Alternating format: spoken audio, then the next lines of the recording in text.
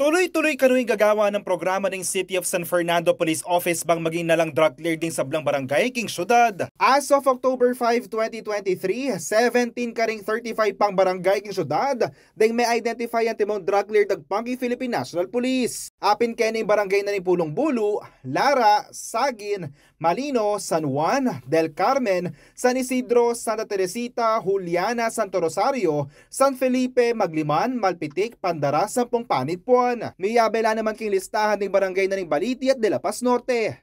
Ang basehan po natin dyan ang ating barangay, kailangang ma-account natin kung sino-sino ang mga list, ang mga drug personalities ng barangay, and then i-document natin sila, and then i-encourage natin sila na mag-undergo ng community-based na rehabilitation program ng PNP. Nilino na namang bangangan na aliwaya yung kategoryang drug-free and drug-cleared.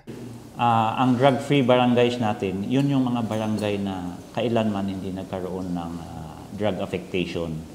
Itong mga drug-cleared barangay, ito yung may mga barangays na may mga personalities tayo na involved sa illegal drugs na kailangan nating i-subject ng mga documentation, kailangan nating i-account yung mga personalities natin bago natin i-apply ng drug clear sa drug. Samantala, manuala naman kanu'y Mayorville makaluwag na sangkan na ning kakulangan kay oportunidad king kabayayan in problema kay illegal na droga. Pauli na niti, asan kanu na mas isamas no pa ning kayang administrasyon, di mayayaliwang programa na makapamyesaw bang manawala biyaring Fernandino.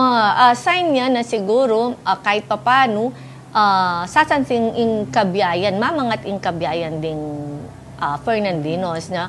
Well, syempre etamo minsan. Gradually nga pinitamo isipan tamot panigaralan masamas nung nanupal pamangailangan da aside ka rening social services tamo ne.